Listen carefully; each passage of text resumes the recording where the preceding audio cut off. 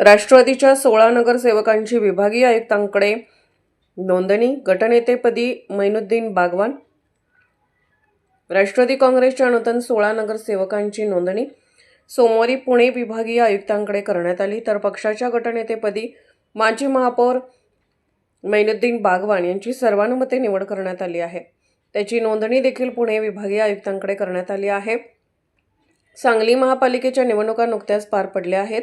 नूतन सदस्य व त्याच्या गटनेत्यांची नोंदणी विभागीय आयुक्त पुणे यांच्याकडे करावी लागते.